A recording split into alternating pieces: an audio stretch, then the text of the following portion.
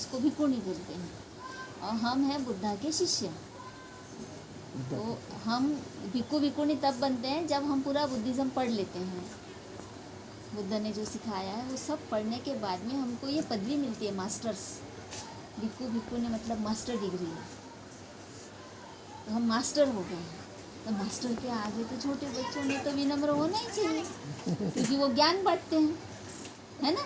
ये बुद्धा के समय की मास्टर डिग्री है। अभी तुम तो बीए कर रहे, ग्रेजुएशन कर रहे हो, है ना। और उसके बाद में फिर मास्टर्स करोगे, 2 साल का 2 साल का कोर्स होता है मास्टर्स का, और हमारा कोर्स होता है 12 साल का। 12 साल पढ़ने पर हमें मास्टर डिग्री मिलती है, वो भी बाकायदा पूरा एग्ज़ाम लेकर वाइवा करके। हालांकि आजकल के भी पढ़ नहीं रहे हैं, वो अलग बात है, लेकिन ये बुद्धा का एजुकेशनल सिस्टम है। ये सब करके आप बन सकते हैं, वरना नहीं। हाँ, वरना नहीं, बाकी फिर फेक है, वरना क्या आप ज्ञान कैसे दोगे, पता ही नहीं होगा। जो पढ़ेंगे नहीं तो वो तो सही तरीके से ज्ञान बांट ही नहीं पाएंगे। ये बुद्धा के समय 2500 साल पहले ये सिस्टम चालू हुआ था। तो पढ़ाई करो इसकी, ये पढ़ाई भी ऐसी वैसी पढ़ाई नहीं है, ये मनुष्य के शरीर और मन की पढ़ाई है। हमारा ये पूरा शरीर है, साथ में हमारा मन है। इसमें साइकोलॉजी पढ़ी जाती है, शरीर शास्त्र पढ़ा जाता है, मतलब बायोलॉजी पढ़ी जाती है, इसमें फिजिक्स पढ़ा जाता है। ये सारे विषय बुद्धा ने उस समय सर्च किए थे, रिसर्च किया था उन्होंने, कि मन और शरीर कैसे काम करता है, ये दोनों एक दूसरे पर कैसे इफेक्ट डालते हैं, मनुष्य के मन में कैसी भावनाएं उठती हैं, अच्छा बुरा कैसे सोचते हैं, फिर उसके आधार पर वो कैसे कर्म करते हैं, और फिर कैसे उसका बुरा होता है ना। तो ये सब हमारे मन में होता है ना। हम सेल्फिश हो जाते हैं, हमारे मन में राग आता है, हमारे मन में लोभ आता है, हमारे मन में नफरत आती है, घृणा आती है, द्वेष आता है, और इस वजह से हम क्या करते हैं, दूसरों को नुकसान पहुंचाते हैं, और हम अपना भी बुरा करते हैं, दूसरे का भी बुरा करते हैं। ये उस समय बुद्धा ने सबसे पहले साइंटिस्ट है वो इस शरीर और मन के, सबसे बड़े साइकोलॉजिस्ट हैं। वो काउंसलिंग किया करते थे लोगों से बात करते समय। ये बुद्धिज़्म छोटी सी चीज़ नहीं है। ये जो आपके घरों में बहुत सारे देवी देवता है ना, ये सब काल्पनिक है, इन्होंने कोई पढ़ाई लिखाई नहीं की है। मनुष्य क्या होता है, मनुष्य का शरीर कैसे होता है, वो कैसे तैयार होता है, मन कैसे होता है, कैसे काम करता है, वो मनुष्य को दुख क्यों होता है, उसके कारण क्या है, ये सब इनका कोई वास्ता नहीं है इस पढ़ाई लिखाई से, साइकोलॉजी से कोई वास्ता नहीं है।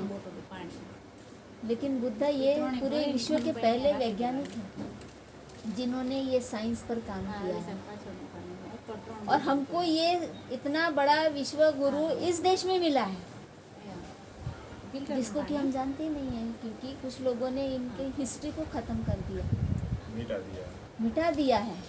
बाबा साहब ने दोबारा खोज के निकाला और बोले कि नहीं, ये असली गुरु है अपना, इसको मानो, इनकी शिक्षाओं को समझो, इनकी शिक्षाओं के अनुसार चलो तो सुखी होंगे। आज जो लोग मेडिकल साइंस की पढ़ाई कर रहे हैं, वो बुद्ध ने 2500 साल पहले बताया था। इतना ही है कि ये लोग बुद्धा को क्रेडिट नहीं देते, लेकिन जब आप पढ़ेंगे ना बुद्धिज़्म को, ध्यान से पढ़ेंगे तो आपको समझ में आएगा कि आज के डॉक्टर्स जो पढ़ाई कर रहे हैं ना, वो 2500 साल पहले बुद्धा ने बताया। एक एक अंग के बारे में बताया है बुद्धा ने, कि कैसे ये रूप तैयार होता है, हमारा गर्भाशय में बच्चा कैसे तैयार होता है, ये उस समय बुद्धा ने बताया। शरीर में कितने प्रकार के अंग है, ये उस समय बुद्धा ने बताया। इसमें मन कैसे तैयार होता है, कैसे उसमें मैग्नेटिक पावर होता है, अणु परमाणु कैसे होते हैं, प्रत्येक अंग के इलेक्ट्रॉन प्रोटॉन कैसे काम करते हैं, ये बुद्धा ने बताया। ऐसे ही बुद्ध को पूरे विश्व में नहीं माना जाता है। वैज्ञानिक लोग बहुत मानते हैं बुद्धा को, लेकिन हम ही नहीं जान रहे हैं। इतना बड़ा गुरु अपने पास में है, हम ही नहीं जान रहे, हम उसको इतने हल्के से ले रहे हैं। बाबा साहब जान गए थे, हमने भी जानना चाहिए। ऐसे ही नहीं मानना है, जानकर मानो। उसने भी वैसा ही कहा, केवल मानो मत, जानो फिर मानो। बुद्ध कहते हैं अगर आओ आपको लगता और है कि देखो, सही है तब भी मानो। आओ देखो, अनुभव लो, अनुभव से तुम्हें पता चलेगा कि तुम कौन हो, क्या हो, तुम्हारा शरीर कैसा है, तुम्हारा मन कैसा है, तुम्हारा पूरा वर्कआउट कैसे होता है और उसके क्या रिजल्ट आते हैं।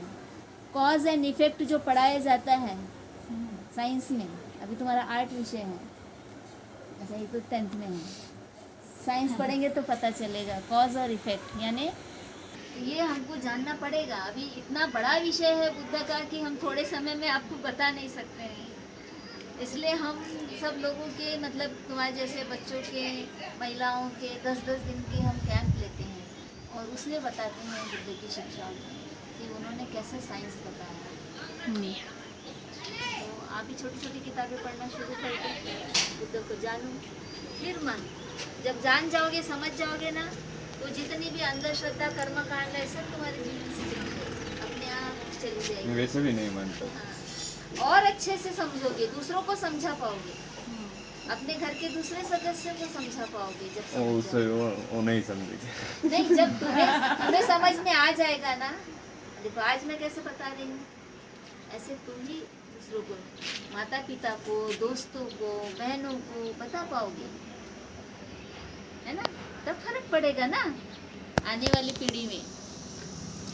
ठीक है ना, बूढ़े लोगों को हम इनको, दादी को थोड़ी समझाने के लिए बोल रहे हैं, माँ को तो बता सकते हैं, बताया सुनेगी तो सुनेगी, नहीं अभी तो समझा नहीं पाए, कन्विंस नहीं कर पाए ना। आदमी तभी कन्विंस कर पाता है जब वो उसको अच्छे से समझ लेता है, अनुभूति पर समझ लेता है, अनुभव से समझ लेता है। दूसरों की बातें सुन के ऐसे नहीं समझा सकते, खुद अनुभव करना। हाँ, खुद अनुभव लेना पड़ेगा कि वो जो बोल रहे हैं वो मेरे ऊपर लागू हो रहा है कि नहीं, जो बोल रहे हैं ऐसा मेरे साथ होता है कि नहीं। किसी ने बोला कि भूखे रहने से पेट में दर्द होता है, चक्कर आता है, तो ये तुम अनुभव करते हो? भूखे रहने से पेट में दर्द होता है, चक्कर आता है, कमजोरी आती है, सबका अनुभव है, मतलब ये एकदम ट्रू है सिद्धांत, ये इसको कोई नहीं बोल सकता क्योंकि सबने अनुभव लिया है। ऐसे बुद्ध की सारी बातें हैं, उसको हमने अनुभव लेके समझना है कि कैसे ये शरीर काम करता है, मन कैसे काम करता है। शरीर तो खैर दिखाई देता है, मन कहाँ दिखाई देता है? वो नहीं दिखाई देता, लेकिन मन काम करता है। देखो हम किसी मैयत में जाते हैं, दूसरे लोग रोते हुए रहते हैं, मैयत को देखकर रोते हैं, तो उनका रोना देखकर हमारी भी आंख में आंसू आ जाते हैं। कभी अनुभव किया? होता है ना, होता है। दूसरों को दुखी देखकर हमको भी दुख होने लगता है ना।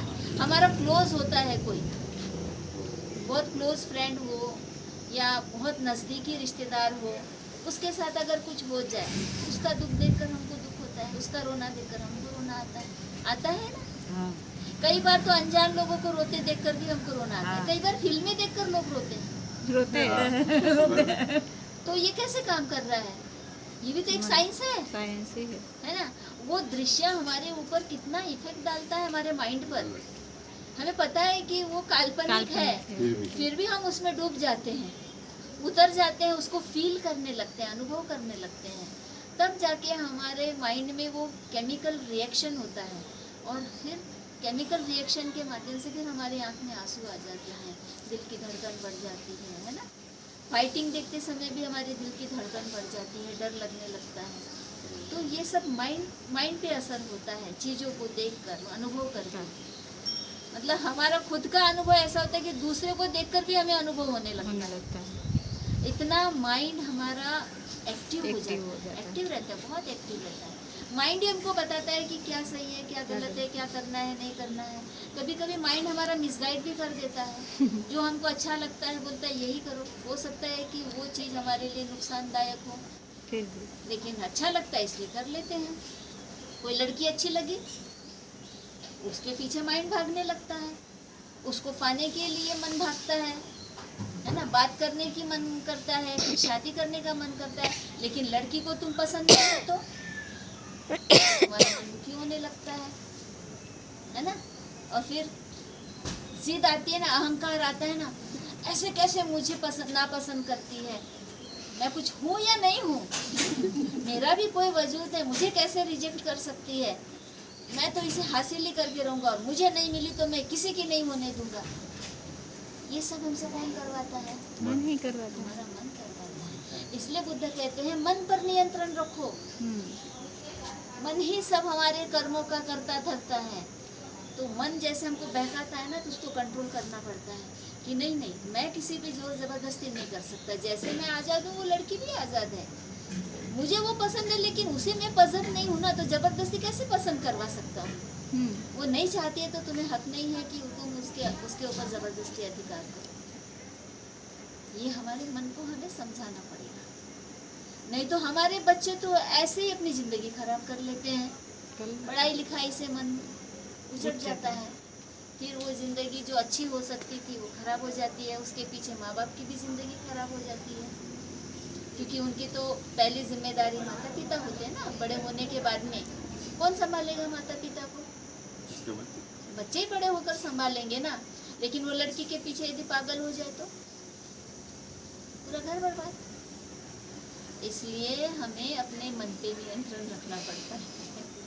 तो अच्छी बातें बताई है ना बुद्धा ने, हमारे फायदे की बातें बताई है। बहुजन हिताय बहुजन सुखाय है धम्मा। उसका स्टार्टिंग पॉइंट भी बहुत कल्याणकारी है, मध्य भी कल्याणकारी है और अंत भी कल्याणकारी है। जहाँ से भी तुम उसको पकड़ोगे वो कल्याणकारी है। ठीक है, काफी